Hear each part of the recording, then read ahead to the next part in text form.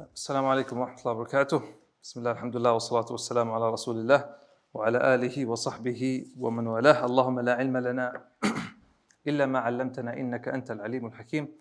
اللهم علمنا ما ينفعنا وانفعنا بما علمتنا وزدنا علما وأرنا الحق حقا وارزقنا اتباعه وأرنا الباطل باطلا وارزقنا اجتنابه وأدخلنا برحمتك في عبادك الصالحين آمين يا رب العالمين. أهلا وسهلا everybody. We're almost done our Fiqh of Buyu', alhamdulillah. Today we have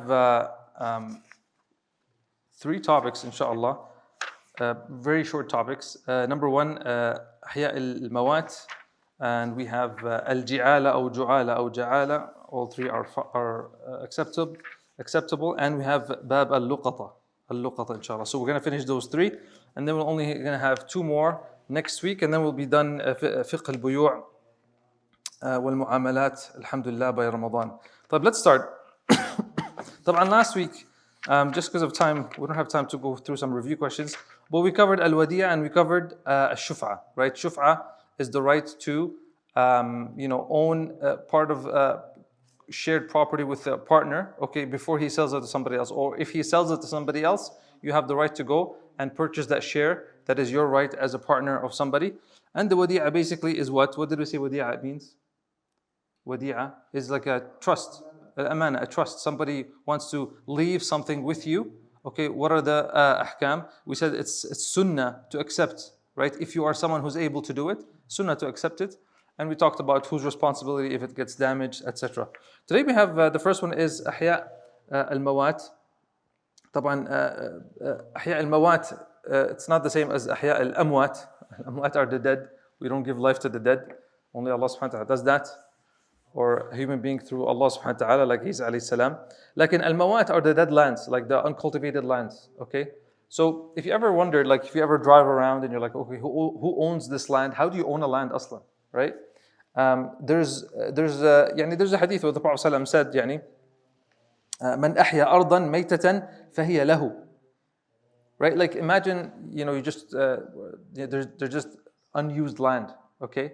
And you go there and you put you invest into it, then you have the right to own it, right? Now, depending on the urf, right, on the custom of the people, there's different things that maybe the governments will accept as something that would give you the right to own land, right? So the mu'allif will talk about some of the things. Let's go through them, inshallah. So he says, Bismillah ar-Rahman ar-Rahim, Faslun fi ihya al-Mawat. Okay, so he says here, طبعا الأرض المنفكة, the definition, he says الأرض المنفكة عن الاختصاصات وملك معصوم. So any land, okay, which land can you own, or which land can you bring back to life, I guess? Any land that is free from specific use by the government or by the people. That's number one. And it cannot be something that is owned by someone. Already owned. So the first one is like a road. You can't go and so that's something specific use for the public. You can't go and own that. Tamam? Another one that you can't own is milk ma'soom. Milk ma'soom, a protected owned property. You can't go and just on somebody's backyard and be like, khalas, I'm gonna put a barrier on it and it's mine. Because that's one of the ways that you can own a land is by putting like a barrier. You can't do that. Okay, you can't do that. طيب. So he says, ومن أحيا أرضا منفكة. منفكة and it's free. منفكة عن الاختصاصات. It's free from any special use. We said like roads, like what else? What else? Maybe there's government roads, highways, parks, things like that. These have special use for people. Okay. وملك معصوم. وملك معصوم. Yeah, any protected private property. So if you give life to any other of those two, then you can own it. ملكها. من أحياها ملكها. Whoever brings it back to life, okay, we're going to talk about how that happens, okay? Any land besides those two kinds, then you own it. خلاص, it's yours. Tamam, it's yours and it's going to be for yours and your inheritors, etc. Okay? ملكها. جميل. And he says here, ويحصل بحوزها بحائط منيع. He's going to talk about now how back in the day, in their time, how does someone claim a land? So now you want to claim the land. You want to go in the middle of nowhere and you want to claim this land. Number one way, he says, يحصل بحوزها بحائط منيع. حائط يعني جدار, يعني wall. You put a wall, like a barrier, like you see in a lot of the farmlands and other places.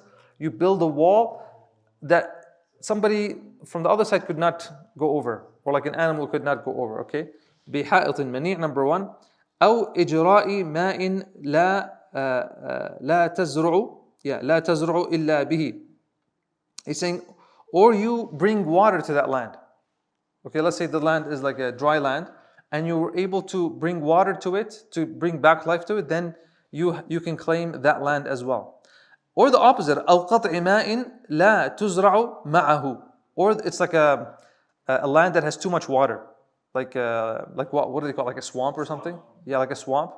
And you come and you clear that, then you can own that land, right? Like I'm sure there's, I think there was an issue like that in the south, right? With the one of the lands the Muslims bought here, there was too much water or something, and you couldn't do the landscaping, and so they had to clear the water. But yeah, if you did that, مثلا, there was too much water, and in order for it to come back to life, to be able to plant and to put seeds in it and plant trees, you had to remove that water, and you did that. You invested it from your own money. Then you have the right to own that land. So now we have three, right? The wall, putting water or removing water. أو حفر بئر. A بئر is بئر is a well, right? بئر أو حفر بئر. You dig a well. طبعا a well that is able to bring water out. You're able to bring water out to give life to the land. Okay. أو حفر بئر أو غرس شجر فيها. Or if you put trees in there. تمام. So if you put a tree, then then that is yours. How far? As long as the roots go. Okay, so let's read. Bismillah. So those are the 5 ways. طبعا, like I said, what are some ways here that you can own land? Anybody here know the laws and the land? Flus? I know that's buying property, but can you own land here? Like, is there lands that are not owned? Yeah, you can. Yeah? Like, in reality, we don't own land here, right? Everything is because we are paying tax and stuff like that. I don't think when you buy a house, you own that property. صح? When you buy that land, it's your property. Yeah. But you pay property tax, right? Sure, everything has tax. If they could tax the oxygen, they would tax it. But you own the land. There's a lot of farmland, and you drive by some land here, and it's you don't know. I don't know. Farmers own all of that. When you drive like in the outskirts of that, farmers own all of that. In Muslim countries, I'm pretty sure there are lands where it's not owned. Like there's places where maybe it would be considered government land. I'm not sure that people can still, like in this time and age, I think already people would have claimed whatever is claimable. But I'm sure there's lands where you cannot claim it. The government has it maybe. Tamam. Naam? Yeah, I have a question before we move forward. In my case here, we do have a land back home, somewhere in the village, right? Mm-hmm. Like a family property. Mm-hmm. So I believe the land has been idle for so long Mm-hmm. that it's been neglected. Mm-hmm. So I think somebody within the village, Try to take it. try to take like a portion of it. Yeah. So what happens is if you have a land and it's not taken care of, and the owner or the inheritors leave it, then it's for they leave it. It's deserted. Then it's there for the taking, and for somebody else to come. And if you leave it, and طبعا, I think it goes back to the customs of the land, the laws of the land. But if you leave it for a specific time, then it's sometimes people just leave. Even they leave houses. I was driving, I think back from Lethbridge like 2 weeks ago, and there's areas where there's homes that are just collapsed. It looks like somebody lived there from the 60s or 50s, and the house is just collapsed or falling over. But maybe the land is owned. But yeah, if something like that, So you and don't tell them to hey, this is my property. no, but if you left it, Yeah. and you left it, خلاص, you left it. Yeah, actually, Libya, there is a term called Mudarabah. those people own this land just by planting trees on it. And Yeah. owned by someone And this is obviously what's the incentive for the government or from the Sharia perspective is that we want to give life to the land, right? You want to give life to the land, right? So there's lands that are owned. When I was in Syria like a month ago, there are lands that are not owned by people. The government owns them, and they'll give it to the organizations, the charity organizations, and they'll tell them like build a village for the people in the tents and the people in the mukhayyamat, and yeah, that's fine. And some lands would be owned by farmers, and they would have to buy it from the farmers. Okay, and they would pay the farmers, and they would get it back. So he says here, طبعا, the reason I was asking about custom, like imagine here, or maybe back in the time when not all the land was owned. If somebody drilled a well, مثلا, this is like oil country, right? If someone drilled a well, that would probably mean that he owns that land. I don't know, depending on the law of the land, but it's similar to like somebody putting a well or something like that, putting like a water well, not an oil well.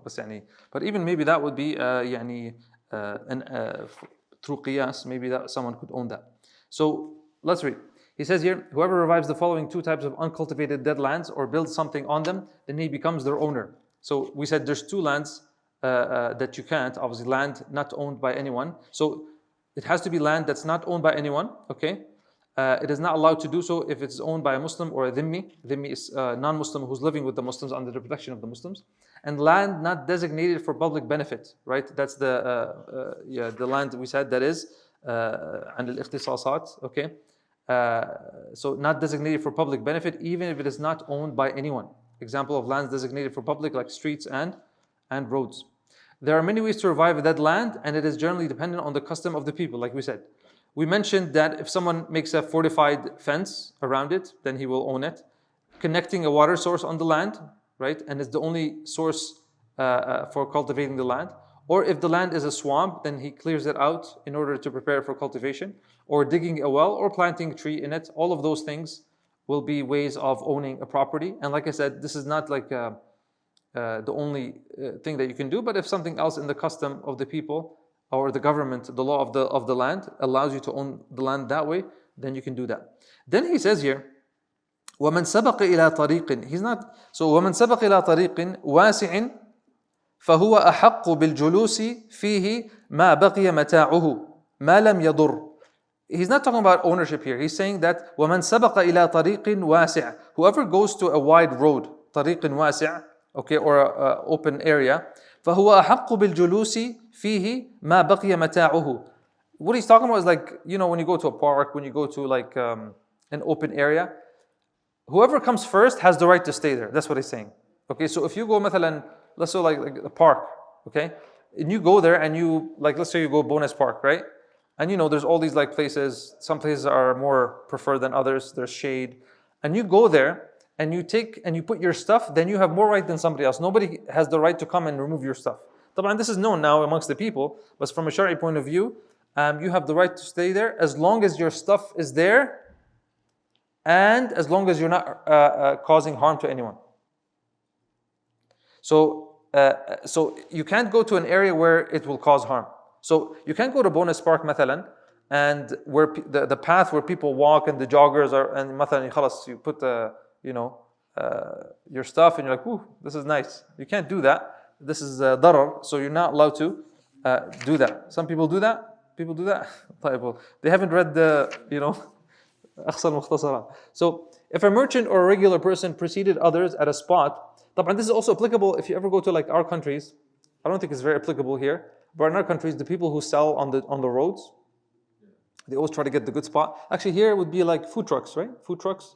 Yeah, whichever food truck comes first, that's the right, unless there's some kind of law there. Okay. So if a merchant or a regular person preceded others at a spot on a wide road designated for sitting or setting up shops, then he has more right to sit on the spot and use it than others as long as his belongings have remained on it and it is not harming anyone. So you cannot go there and just remove his stuff and be like, "Khalas, this is mine." But let me ask you a question. What about a masjid? Yeah, I was going to ask you that. You're going to ask me, so I'm going to ask you. I ask you before you ask me. What about a masjid? Huh? Mhm. It says if you put something at that particular spot, no one's supposed to. It's your right to be at that particular. This is pretty general here, so it's inclusive of that. It's inclusive of that. Like if you come Jum'ah early, and you put your stuff, and then you need to go make wudu, then nobody technically should take your stuff away. When does it become problematic? If somebody comes, puts their stuff, and then goes shopping to Costco, okay? Can he claim the spot? Huh? What do you guys think? If the salah time kicks in, I think. Salah time came, and he's not here. Habibi, take your stuff and move it. I see some massages, they have specific spots that you should not. Yeah. If you go to like the Muslim countries. Oh, here? Okay, I know when I was in Riyadh, mainly the older guys who are like, they're known, this is their spot, this is their mushaf, this is their Quran holder, and this is his pillow. Like, I don't know if he brought the pillow himself, but it's his spot, like it's Abu Muhammad's spot. Like, nobody touch it. It's saved. He has no right to do that, but out of respect, like I don't touch his area. But he doesn't leave it there the whole day. But usually like he'll come and he'll, whatever. But yeah. Now here they decide, like they put areas and this is for special people. I don't know why. طبعا in Riyadh, all the masajid in Riyadh, they have the first line, they have a back support. Have you ever seen it? So it's for the older guys, whatever يعني. Yeah, let me tell you يعني. a funny story here. نعم تفضل. So one older guy used to make the adhan every time. One time there is this young guy came and made the adhan, and he was so upset. So what he did, he went to the mic and said, the first adhan is no valid. خلاص, that's the ruling, huh? He's saying that those who didn't hear, one time a person made adhan, he's not the mu'adhin. Then the mu'adhin got upset, he went and he said that the adhan was not valid. It's valid because he shouldn't take the spot of the imam. He shouldn't. This is the haqq of the mu'adhin and the haqq of the imam. If they are designated, he shouldn't be doing that. طيب, he says here, so بقي متاعه لم يضر. Okay, Jamil, so that's it. So he says here, so it's a first come first serve. Examples of places that would be considered harmful to others, like places not designated for buying or narrow streets. You shouldn't be sitting there. The same thing, you shouldn't be praying there. You shouldn't be, I see sometimes people praying in the middle of like a path. Don't do that. You shouldn't do that. It's not something that you should be doing. طيب, Jamil, that's it. See, Mu'at is very easy. Next we have Bab al-Ji'ala or Ju'ala or Ja'ala. All of them are accepted. Al-Ji'ala, I mentioned this when we were talking about Ijara, because Ijara and Ji'ala are kind of similar. Ji'ala is basically different than Ijara. Is basically when you pay someone for a service. Remember? Okay, I want you to clean my snow outside. This is the contract. This is when I want you to do it. This is the exact job. Ji'ala is a bit more unrestrictive. Okay, so it's like I'm saying, I need someone. I need someone to build me a fence. Okay, I need someone to build me a fence. Who wants to do it? And I'll give them money. Someone will be like, okay, I'll do it. خلاص يلا بسم الله. تمام. So the difference between that and the Ijara, basically, there's a few things. He says here, من الفروق بين الجعالة والإجارة, between like the rental service and the جعالة. This is just like a reward service. Okay. So basically, أن الإجارة عقد لازم. Okay. Remember we talked about لازم جائز. Remember what's لازم جائز? لازم, you cannot break the contract. جائز, both parties can break the contract with conditions. So الإجارة, I pay you. We do a contract for snow removal. That's لازم. We can't break that contract, okay? But al-ju'ala, I tell you, okay, I need someone, brothers, I need someone to go shovel the snow for $20, okay? Do it, and for this one, we can both break the contract. It's jaiz, تمام? Jaiz يعني both can break it. ويشترط في الإجارة بيان المدة. In rental services, in Ijara, you have to mention the period of time. Here you don't have to mention. It could be a one-time thing. You don't have to mention it. It's not one of the restrictions, okay? He says, وَكَذَلِكَ يَشْتَرَطْ فِي الْإِجَارَةِ مَعْرِفَةُ الْعَمَلِ. In the ijara, you have in the rental service or the service, the rental service,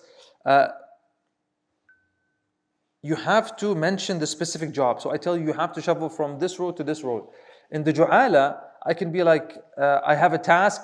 Whoever comes to do it, I'll give them $1,000. I don't really have to mention exactly the task. If you ever, in some of the Muslim countries, I remember in Riyadh, you be driving and you find a bunch of like foreigners, yeah, a bunch of like usually from like Bangladesh, Pakistan, all these countries, and they're just standing there. And I'm like, what are these people doing? They're just sitting there because the Saudis will come and they'll be like, hey, I got a job. Need someone to do this. I need someone to drop some boxes. And they'll just pick them up and take them, and they'll tell them, this is the price. You don't know sometimes what it is. It's like the staffing companies. You know the staffing companies? Yeah, those companies. Yeah, they just like, it's like a temporary job. There's a bunch of tasks. This is how much you get. So that's kind of what it is, right? From the things also, ويشترط تعيين العامل ويشترط تعيين العامل في الإجارة دون الجعالة. تعيين العامل. Yeah, you have to specifically, you have to identify the worker himself. The ja'ala, you can just say, whoever wants to do it. If I, in front of you now, I'm like, whoever is going to shovel my snow, I'll give them $20. Okay? It's a contract between all of you, basically. Tamam? One of you can get up and do it. Oh, I did it. Let me see. Okay, khalas, here you go. So you don't have to specifically say, in the rental, in the ijara, I'm going to be like, okay, I'm asking you, Muhammad, for the service from this time to this time, for this price, for this task. It's very constricted. So this is what ji'ala is. So he says here, طبعا the definition أن يجعل إنسان شيئا معلوما لمن يعمل له عملا معلوما أو مجهولا مدة معلومة أو مجهولة. There's a lot of jahl in it, right? There's a lot of generality in it. So that's why it's a bit more easy, and that's why it's easier actually to break the contract. The dalil for it, by the way, وَلِمَنْ جَاءَ بِهِ حِمْلُ بَعِيرٍ وَلِمَنْ جَاءَ بِهِ حِمْلُ بَعِيرٍ. This is Surah Yusuf, right? وَأَنَا بِهِ زَعِيمٌ. Do you remember this ayah? This was when the suwa' of the Malik was lost, stolen. Remember they said, أَيَّتُهَا الْعِيرُ إِنَّكُمْ لَسَارِقُونَ. They said somebody from this envoy like stole. When Yusuf's brothers came, the whole plot, Yusuf put the thing, and he said, whoever brings it, I'll pay them. This is a ju'ala. This is the proof of the ju'ala. ويجوز جعل شيء معلوم لمن يعمل له عملا ولو مجهولا. Okay. كرد عبد ولقطة وبناء وحائط فمن فعله بعد عمله استحقه. So he says يجوز. It's عقد جائز. يعني it's something that is acceptable and accepted in the Sharia. يجوز جعل شيء to name a price. Okay. معلوم لمن يعمل له. Okay. So you name a price. Okay. Regardless of who picks to do it, you don't have to specify somebody. عملا ولو مجهولا. Remember we said in the definition, it can be something that's general. I don't have to tell you exactly what it is. I need someone to do a task for me for $50. Who's up for it? Okay, Adib gets up. Yalla, bismillah, come with me. I'll take you to my house. I'll be like, okay, just gather all the recycle here. Okay, yalla, bismillah. He does it. Here's your money. Tamam, that's ju'ala. That's right there. As he's picking it up, he's like, oh man, you know what? My mom needs me. Assalamu alaikum. Khalas, end of contract. No problem. Okay? Or I'll be like, whoa. Actually, you know what? I need the $50. I'll drop you back off. End of contract. Khalas, that's it. Subhanallah. There we go. Fadl. You said it's jaiz, but what if the person who wants the work done, he says that the work is done and he cancels that? We're going to talk about it. He's asking about who's allowed to cancel. Obviously, there's some restrictions here because, I know what you're thinking. Okay? Jamil. So, karaddi abdin. Yeah, like, oh guys, my slave has ran away. I don't have a slave, but let's say, he says here the example of a abd, right? My slave ran away, I need someone to go catch him. Go catch him. You go catch him, okay? Or my dog, let's say dog, forget that. My cat, I have a lost cat. Whoever finds it, there's a price, right? This is very common, okay? Wanted, right? Whoever finds my cat, I'll give him $50. This comes under the bab of ji'ala, okay? Karaddi abdin, to return. نعم ولقطة بناء حائط, okay, yeah, to maybe build a wall, Okay, Jamil. So let's read. So he says here, a contract in which one of the parties, the ja'il, right? I'm the one that's going to give you the money. I'm the ja'il. Offers specified compensation. Okay, the ju'l is the actual compensation, $20, $40, $50. Okay, to the performer of a specific task. The task to be done or its duration do not need to be known. I don't have to tell you the task. I don't have to tell you it takes 10 hours, 5 hours, 1 hour. It's very general. You really need the money. I need someone to do the task. I'm not sure how long it's going to take. But if I tell you, listen, I need someone to clear my garage. Can I tell you really how long it takes? You can't, right? The task to be done or duration do not to be known. So it's more flexible and broader than ijara. We mentioned, right? The rental or the hire contract. However, the compensation reward must be known. You have to mention the reward. And I have to know because the one who's going to do the job needs to know. What if I tell him, okay, I have a job to be done. What is it? I don't know. How much? I don't know. There's too much gharar, there's too much jahl. It's not viable. Example, a person announces a reward for finding a lost item or person. Khalas, that's it. Jamil. Then he says, it is permissible to take compensation for it if the performer knew about the compensation. What's important to know here is you have to know about it. What does that mean? Yani if you go and you find my cat, okay, you heard in the neighborhood newspaper, Hamza lost his cat. And you're like, you know what, Hamza is a nice guy, let me go find his cat. And you go find it, and then Abdul Hamid next door says, hey man, you found the cat. Yeah. Did you know that there's a price for $1,000? Like, oh no, I didn't know that. Okay, so what he's saying here is that if you didn't know about it, and then you found out after you did it, then you don't have the right to take the money. Why? They say because you wanted to do it out of goodness. Okay, your intention was to do it out of goodness. Okay, so but if your intention was to do it for the price, that means you knew about the price, then you have the right to take it. Well, that makes sense. Now, if the guy wants to give it to you, no problem. He's like, oh, you know what? Here you go. There's whatever, the money. Tamam? And then he says, وَلِكُلٍّ فَسْخُهَا. Let's see if we cover this one. It is permissible to take compensation for it. Yeah. Meaning if he did it with knowledge of the compensation, then he deserves it after completing the task. If he did not know of it, which is what we just mentioned, then he does not deserve it because he did it as a volunteer. طيب. This is the next part you were asking about. وَإِنْ عَمِلَ غَيْرُ.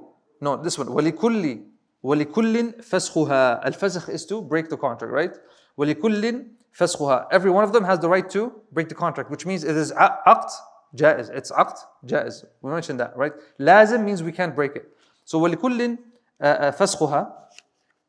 فَمِنْ عَامِل. The amil is the worker, okay?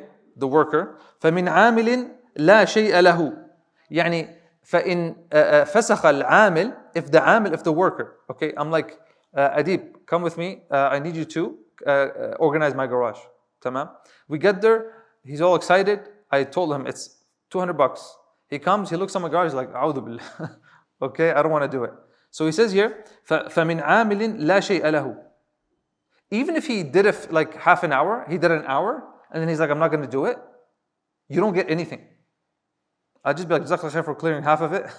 You don't get anything because the contract was on you completing the task. Does that make sense? Because the harm is coming from who's the one that's breaking the contract? It's him. So he doesn't deserve the money. But what if he did half of it? And I'm like, you know what, Adib, I gotta go. Jazakallah khair. There's the bus, or I'll drop you off. No compensation. Is that allowed? No. He says here, وَمِن جَاعِلٍ. The ja'il, the one who's asking for the task. وَلِجَاعِلٍ لِعَامِلٍ أُجْرَةُ عَمَلِهِ. So if he works for 3 hours, he doesn't complete the task, but I'm the one that breaks the contract. The ja'il, the one who offered the job, then I have to pay him, the wage that someone like that would be paid. Does that make sense? This answers your questions, right? Naam? This becomes like an ijara. You worked for 3 hours, the average compensation for a garage organizer, okay, on ChatGPT will tell you, and then you figure it out like that, inshallah. Tamam? Because this would be dhulm. This is a hila for dhulm, right? Oppression. It says, وَإِنْ عَمِلَ غَيْرُ مُعَدٍّ لِأَخْذِ أُجْرَةٍ لِغَيْرِهِ عَمَلًا بِلَا جُعْلٍ أو معد بلا إذن فلا شيء له. There's 2 scenarios where you don't get compensation. Okay? It says here, وَإِنْ عَمِلَ غَيْرُ مُعَدٍّ. Someone who's not intending for the price. لأخذ أجرة لغيره عملا بلا جعل. يعني he does it for somebody else, okay, يعني someone who غير مؤد, someone who is not intending to take the price, لأخذ أجرة لغيره, he wants to take compensation from somebody else, or he does it without the permission of the person. كيف يعني? You know, like we talked about this, like those guys who come on the lights and they start cleaning your windows.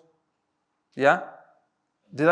Yeah, and then they're waiting for, this is basically if I stopped at the light and I said come, and he does the window, okay, I tell him $5, come do the window, he does it quickly, here's $5, Jamil. But if he comes without my permission, does he have a right for the money? No. That's what he's saying here. Okay? But let's read. So they both have the right to cancel the contract anytime. If the performer canceled, يعني the عامل, then he does not deserve anything. We said that, right? He does not deserve anything. If the one giving the compensation, the ja'al, canceled, then he must give the performer compensation according to the work he performed. There's some examples here. I think it's pretty clear. Whoever did the work without intending to take the compensation, or did it without permission of the one giving the compensation, even if intending to take the money, then he gets nothing. So the first situation, whoever did the work without intending to take the compensation. What's an example? Like, let's say someone comes to clean the masjid. He just he wants to clean the masjid. Okay, so he's coming. He doesn't want the compensation. Okay, then he has not right. He has no right to take a compensation after. Yeah, and he's like, I just want to clean the masjid. He cleans the masjid. Then he finds out that in the next masjid next door they give $300 for cleaning the masjid. He doesn't have the right to go ask for it. Tamam.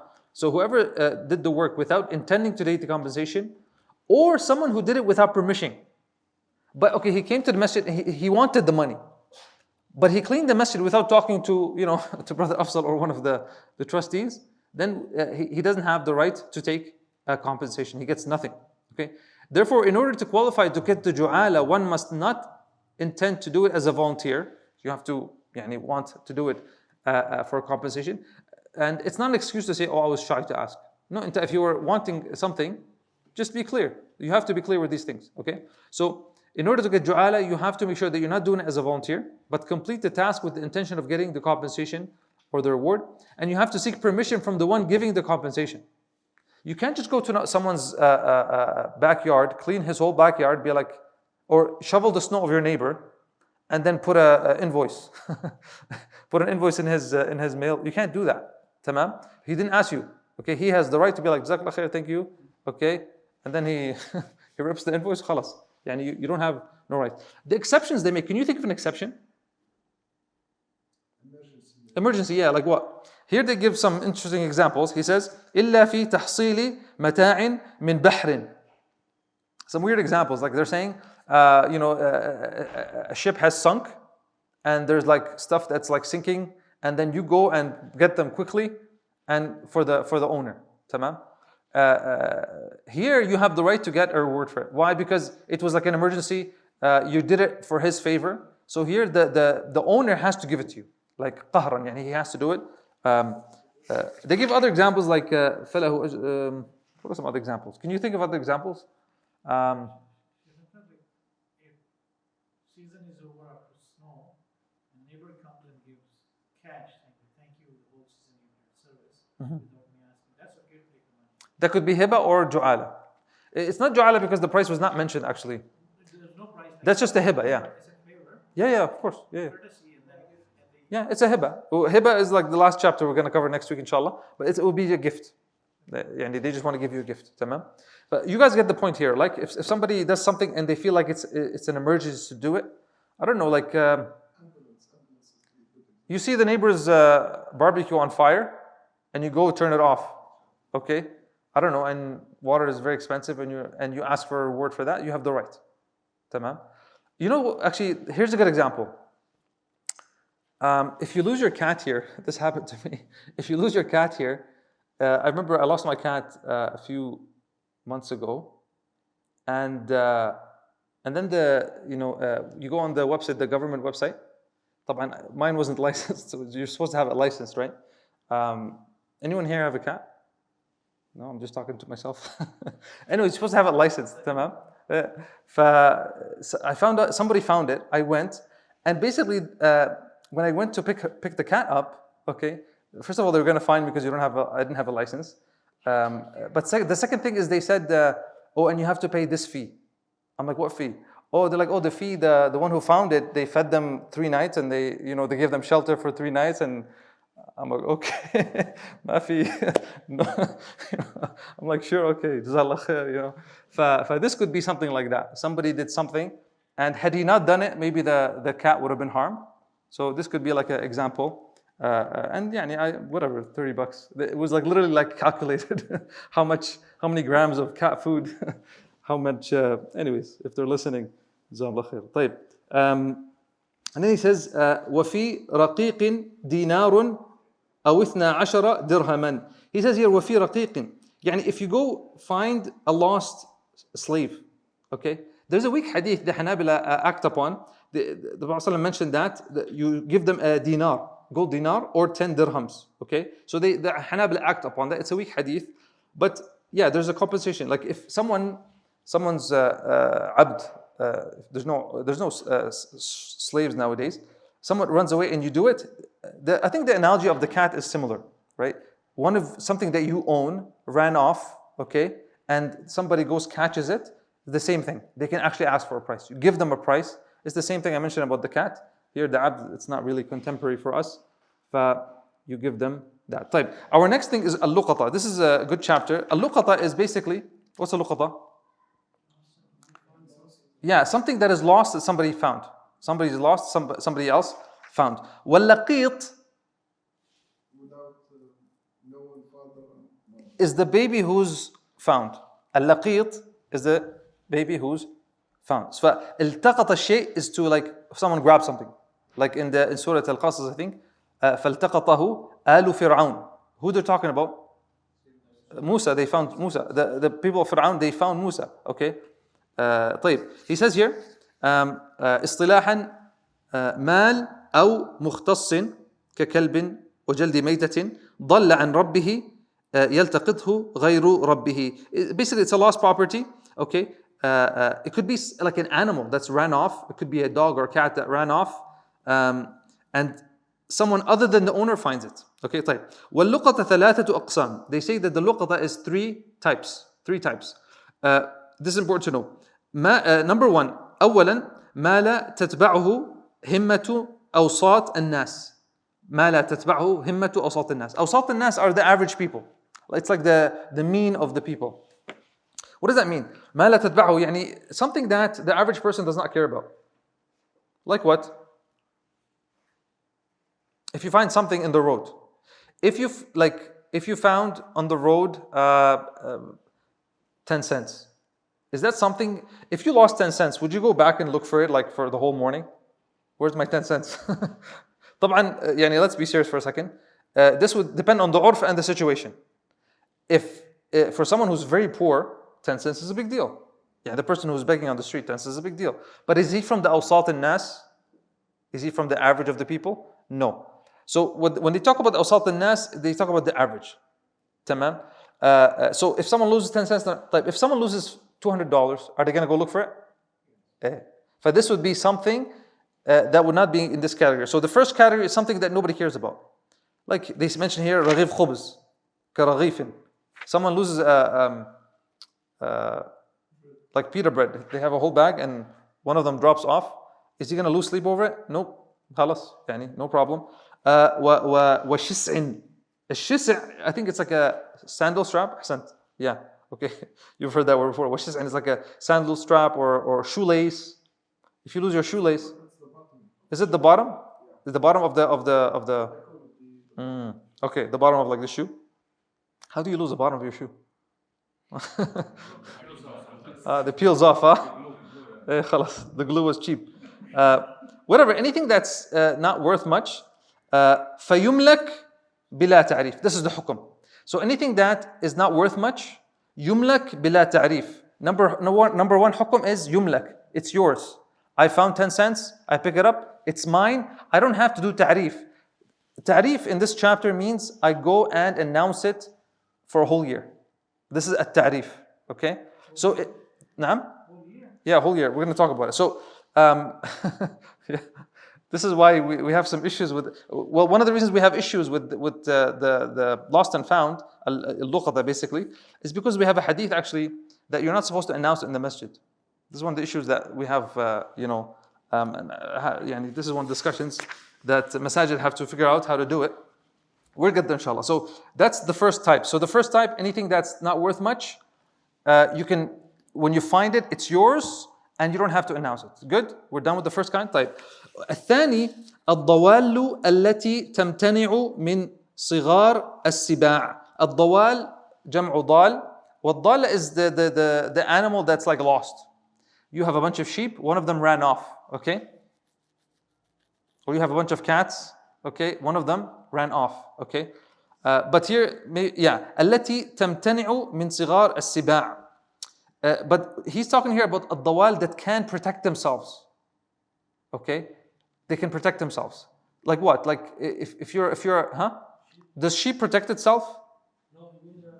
So the animals that can protect themselves from the average predator, that people own. People don't own wolves, I think. But let's say horses, can they protect themselves? Yeah, pretty much. Horses can. Yeah, horses. They're pretty fast. So al-ibil, camels, they can protect themselves. Cows, he mentions here, cows can protect themselves.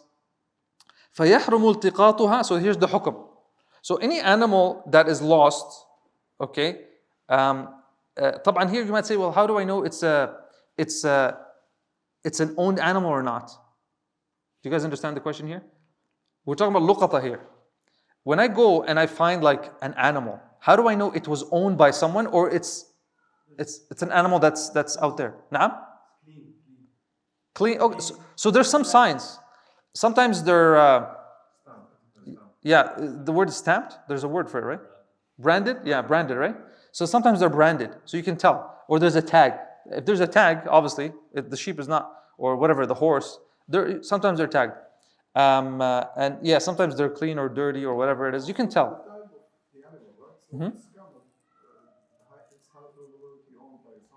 There's a hadith for this one. Actually, Nabi Sallallahu Alaihi Wasallam, someone asked them, سُئِلَ عَنْ ضَالَّةِ الْإِبِلِ. The Prophet ﷺ was asked about the lost ibil, the lost camel. He said, مَا لَكَ وَلَهَا. Like, what do you want from it? مَا لَكَ وَلَهَا.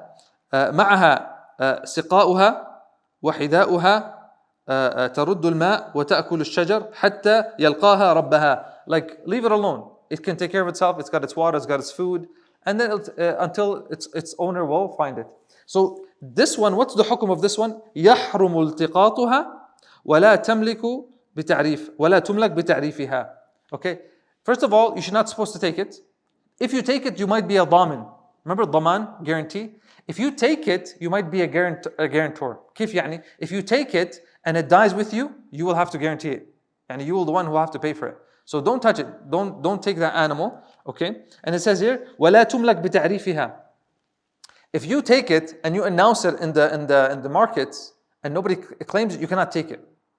At-ta'rif is important here because in the third category, when you do ta'rif and nobody comes, I found an iPhone 13 and I announced it for a year, nobody came to take it, I have the right for tamlik here.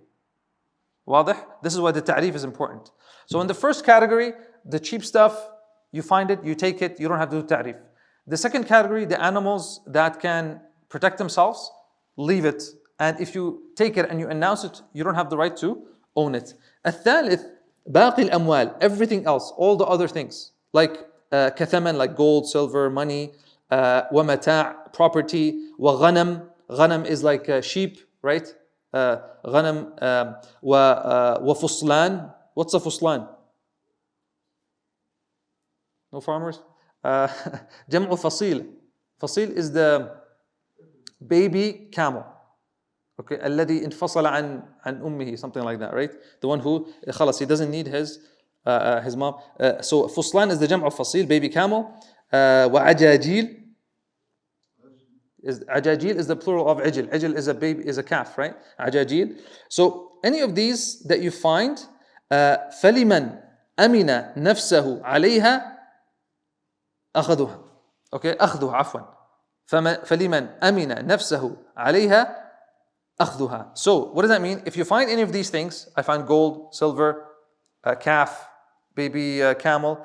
These are things that can't protect themselves, and يعني they're there. Okay, I can take it. Okay, if I have confidence that I'm going to be a trustworthy person for this amana, because now it's going to become what?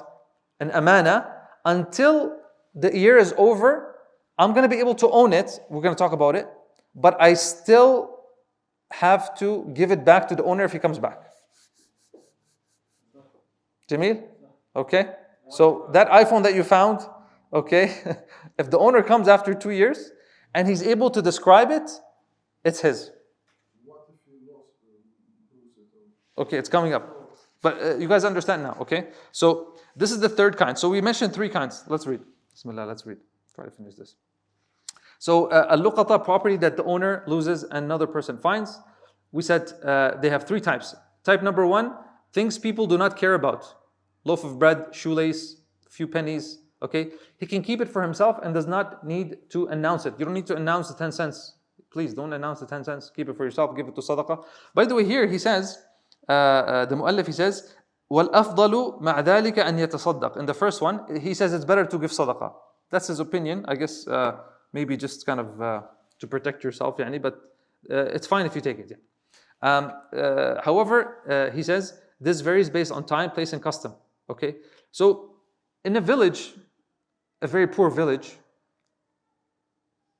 20 cents might be something that people will come back for. صح? So this depends on custom. So when I say a loaf of bread in a village, like a loaf of bread in Gaza, may Allah subhanahu wa ta'ala, give them patience. That's something that somebody will come back for.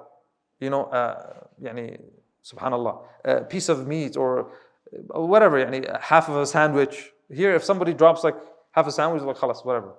You don't have to announce it.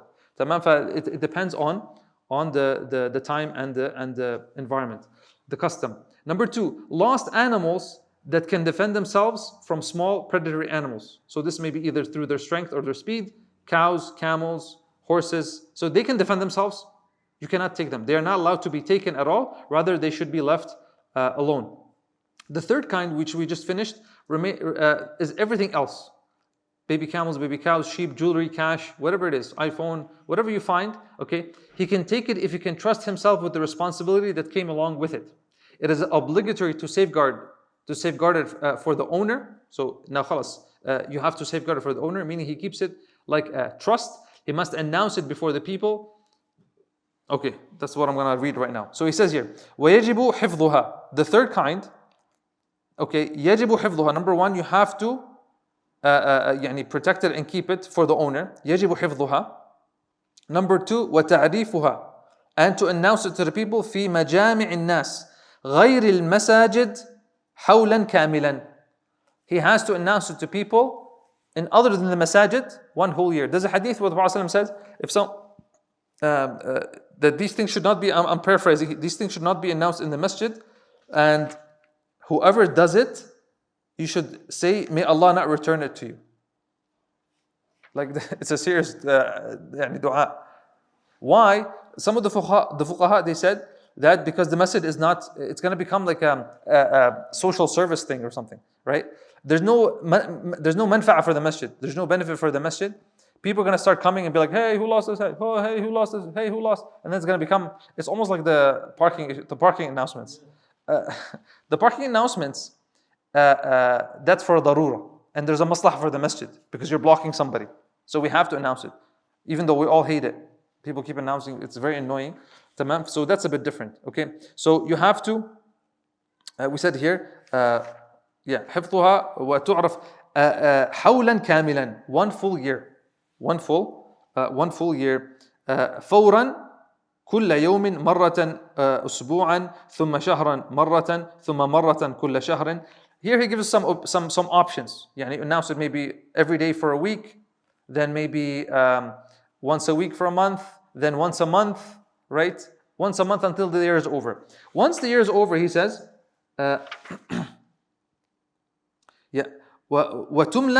وتملك بعده حكما. خلاص, after the 1 year, you timed it, you announced it, nobody came to claim it, خلاص, that iPhone you found, it's yours. Okay? حكما يعني خلاص, it's yours now. ويحرم تصرفه فيها قبل معرفة وعائها ووكائها وعفاصها وقدرها وجنسها وصفتها. Look what he says here. He says, if you found this iPhone or whatever it is, and you didn't describe it, like you don't have the description of it, you didn't announce the description, then it's haram for you to use it. Why?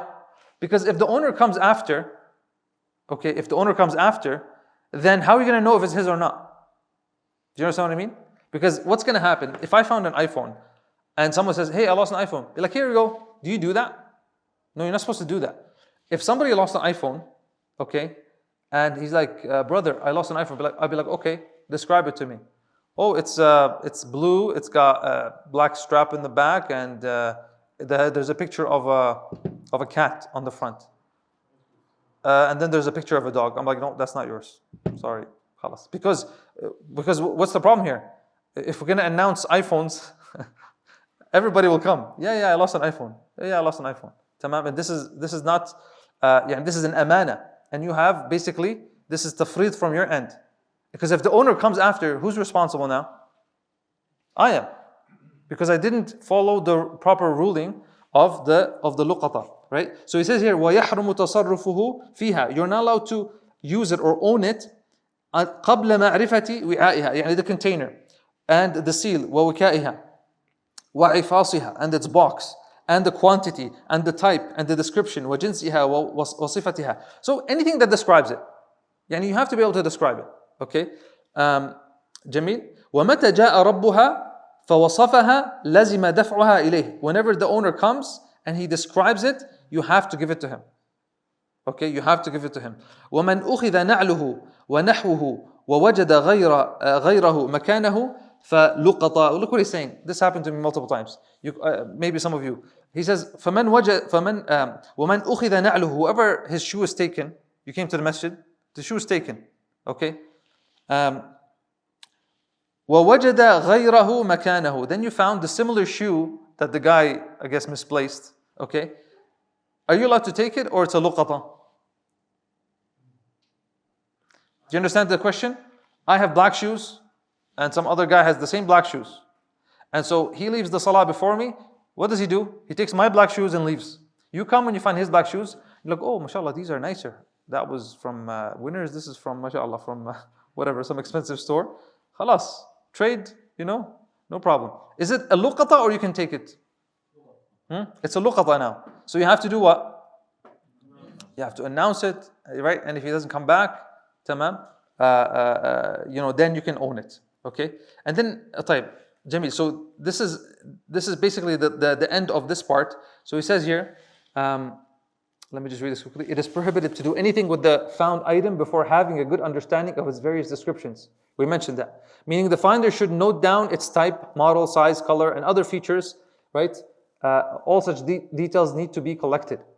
This is so if the original owner ever comes back, the finder can verify it, it is his, and give it back to him, even if he comes looking for it after a year. Remember, after a year, if he comes after 3 years, he comes and he asks for it, then you have to give it to him. It is obligatory to give it back if the seeker claims to be the original owner and provides the correct description. It's wajib for you to give it back to him. Tamam? Even if you really like the iPhone and khalas, it's his. If the seeker does not provide the correct description, then it's not his right to take it. Like I said, if he's wrong in one of the descriptions, then he has no right to take it. If the owner comes looking for it, but the item is not in its original form anymore due to use by the finder, then the latter can either replace it with something similar or pay him its value. Do you understand what I mean? So it is like it's almost a trust that you can use. So if someone lost something and I announced it for a year and I start using it, okay, and the owner comes after 2 years and you damaged it with ta'addi or tafrit, okay, then you have to make up for it. But if it's like just with the passive time, whatever it is, if it's a car, مثلا, you found the car and just deteriorated with the passive time, then you don't have to pay for that. But if مثلا, you got into a car accident, or مثلا, you broke something, or you burned something in it, then you have to pay for that when the owner comes back. Now the last thing, and we'll stop here, is al-laqit. Al-laqit is the baby that is found. Okay, you go and then back home, I think a lot of times people just put it at the door of the masjid. Yeah, I'm sure you've heard stories like that. You know, and usually they're coming. These are children of zina. Like people commit zina, and then there's a baby, and then basically, so they're not discovered, and they don't want to have a murder as well. SubhanAllah, right? So that would be two major sins. They will come and they put it in the masjid while people are praying and then leave. Yeah, I guess here they'll do it too. And then somebody will claim it. Somebody will take it, etc. He says here, وَاللَّقِيطُ طِفْلٌ لَا يُعْرَفُ نَسَبُهُ وَلَا رِقُّهُ. It's a child that nobody knows his lineage, or whether he's free or a slave. And it could be a slave, because if it's a baby born from a slave mother, then he's also a slave because he follows his mother's origin. Tamam. So nubida, he's left. أو ضل إلى التمييز, or he's a lost child. But before tamyiz, we said it's like the age where a person can differentiate. Not bulugh, tamyiz, like I think 8, 9, 10, that age. Okay, so this is what al-laqit is. But if it's like an 11-year-old, that's not a-laqit. It's not a-laqit. Okay. طيب والتقاطه فرض كفاية. What's فرض كفاية? It's a communal obligation. فرض كفاية. So if we find the child right there, right, Fajr time, and all of us look at the baby and we all just leave the masjid, we're all sinful. Okay, one of us has to take that baby. تمام. So والتقاطه فرض كفاية فإن لم يكن معه شيء وتعذر بيت المال أنفق عليه عالم به بلا رجوع. So if he doesn't have anything, like I mean, usually there's nothing with him. It's not like there's like a $10,000 cash under the baby, but maybe somebody does that. I don't know. But let's say there's nothing with the baby. Okay, then and the Bayt al-Mal, the government can't spend on him. Then you are responsible to spend. You, the one who took the responsibility. So the spending on the baby, it's fard ain, on the person who volunteered. So if you volunteered to take the child, I'll take responsibility, I will raise the child, then it's fard ain for you to spend on him, and you don't have the right to go ask for money back. So this is not like ju'ala like before. Naam? Yeah. Yatim, is that a yatim? Yatim is someone who lost their father. So here we don't know if his father's alive maybe. No, you get the ajr, of course. No, you're saving a life here, pretty much. Of course, you're getting ajr. You're saving a life. You're taking care of the child. You get a lot of reward for that, of course. Okay, but it's saying here that you can't go claim the money. Yeah, you can't go claim the money from the government. Okay, وهو مسلم إن وجد في بلد يكثر فيه المسلمون. طب, is he a Muslim or non-Muslim? He's saying here he's a Muslim if you're in a country where most of the people are Muslim. Okay. وهو مسلم إن وجد في بلد يكثر فيه المسلمون وإن أقر به من يمكن كونه منه ألحق به. طيب, now someone comes and says, hey, that's my son. Okay, if he has some kind of proof, then we can give it to him. He says يمكن كونه منه. Okay, يمكن, يعني it's possible. But if it's not possible, مثلا somebody comes, I'm thinking of an example where it's impossible that it's your child. Somebody comes and he said, oh, I lost my child. He was born in, last year. And you have like a 5-year-old. Then it's impossible that his child. Tamam? Because you're going to ask him, okay, how old he is? Oh, he's 1 year old. And you have a 5-year-old. Khalas, that's not your son. Tamam? But if it's possible and he's like, okay, dark skin, he was lost in this masjid. Yes, he was lost in this masjid. He has green eyes. Yes, he has green. Khalas. We accept it and we give him the child. طبعا, we'll add some custom things here. Obviously, you wouldn't have a background check and make sure it's not some trafficker or something like that. You want to make sure that that's not the case. Those files, yeah. Tamam. Let's quickly read it and then we'll call it a day. He says here, a lost or discarded child below the age of 7 whose lineage is unknown. This is the laqit. It is also unknown whether the child is a slave or not. Musa alayhi salam was a laqit. Musa alayhi salam was a لقيط, right? Because yeah, فالتقطه آل فرعون. طيب, it is also unknown whether the child is a slave or not. If the child is 7 years old or older, then he is not considered a founding. In English, they call him a foundling. A laqit is called a foundling. New word, right? Foundling. Yeah. So if he's like 9 years old, he's not a laqit. The guy knows. Oh, that's mom, that's dad. He knows. He'll tell you, oh, that's my house. You can't just put him in your basement, right? So you can't just take a 9-year-old, put him in your basement. Don't do that. طيب. It is a communal obligation, fard kifaya, for someone to take the child in and look after it. The child cannot be left alone to die, obviously. All of them would be sinful. And it could be, if the child dies, they could all be,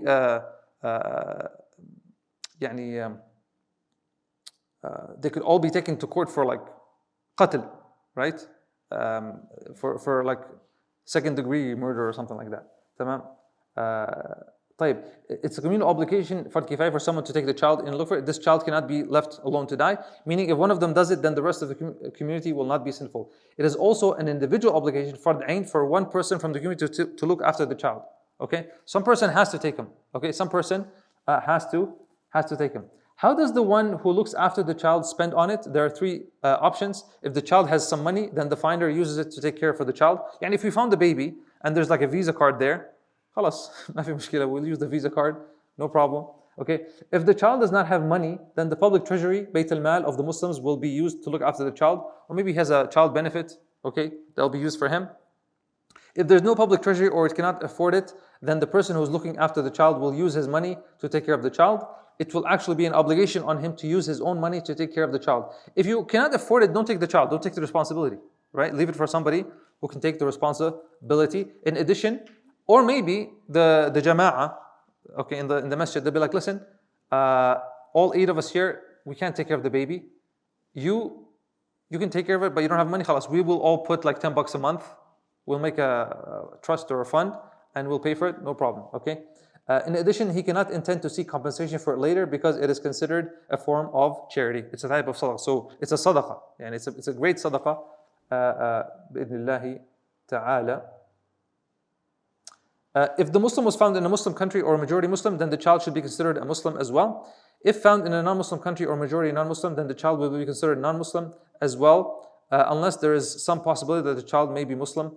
What is some possibility? I don't know. Do you find a kid with a kufi on? Or I don't know. If you find some sign, maybe there's a Quran with next to the baby. I don't know. Or maybe, it says here he speaks Arabic. I don't know. How old is the kid? If he's 3 years old, maybe, yeah. نعم نعم I mean, you're gonna raise him as a Muslim, inshallah. As for whether the child is a slave or not, that the child is considered free in the absence of any proof of indication that the child is a slave.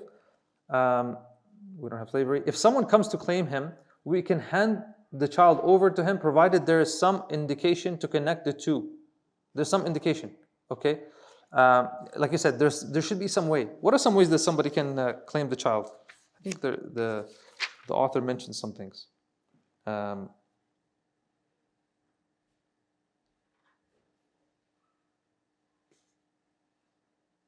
If he claims him and there's a possibility that that's their child. طبعا this is in the back in the days. Nowadays, I'm sure you can do a DNA test or something like that. They can find out. Or some proof. Maybe they have a birth certificate, I don't know. Anything like that, they can, inshallah, you can hand them over. طيب, and with that, alhamdulillah, we were able to finish those through 3 abwab. It's adhan time. طيب. Any questions? تفضل. What is the implication of the child being non-Muslim? Actually, when you read this, you wonder what's the implication of the child being non-Muslim? What do you guys think the implication? It doesn't matter, نعم. كيف؟ لا بس what's the difference? Muslim, non-Muslim?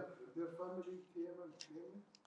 Yeah, that's good. Yeah, if somebody claims it, a Christian family comes and the child he's speaking Arabic and he's saying Subhanallah every 5 seconds, 5-year-old then obviously it's not their parents. I guess there's some benefits of knowing, but if a Muslim finds a child, obviously you're going to raise them as a Muslim. Tamam? What's it? So He has a beard, huh? A 5-year-old has a beard. Let's say if the brother here lost one of the animals, the cattle, that are not able to Defend themselves. defend themselves, like a sheep, a lamb, and then he didn't come. I found it.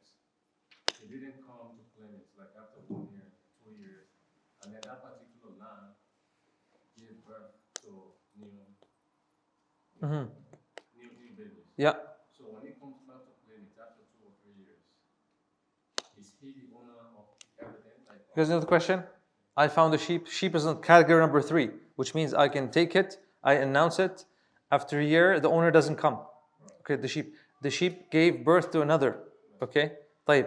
Who's the baby? And now the owner comes after a year and a half. The baby belongs to who now?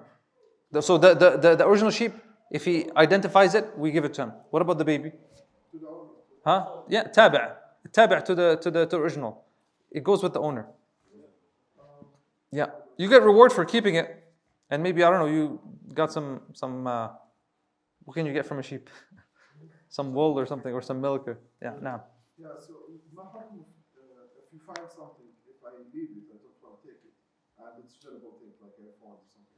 Because here he said the condition is if you feel like you're someone that can give it the right of announcing and everything, you take it. If you leave it, are you sinful, you're saying? Yes. If I find something, am I sinful? The baby, yeah, because it's fard kifaya. That's an indication that everything else is not fard. Do you understand? The mu'allif said the baby is fard. That means that everything else that he mentioned before, it's not fard for you to take it. It's not wajib for you to take it. Doesn't matter how. Yeah, but you might be like, you know what? I don't mind taking this Camry. Nobody's claiming it. Okay, I'll hold it. I'll announce it for a year. After 1 year, The camera is haram. the Camry. I said Camry. Maybe you find a Camry. You know, it could. I don't know. Nobody claimed it, and then it's yours after a year. And then he comes after 5 years. خلاص, at least you had a car for 5 years. Yeah. There's an incentive for the person who finds it. تمام. But come on, there's work for it. You have to announce it and you have to do all those things. فالله أعلم. بارك الله فيكم والسلام عليكم ورحمة الله وبركاته.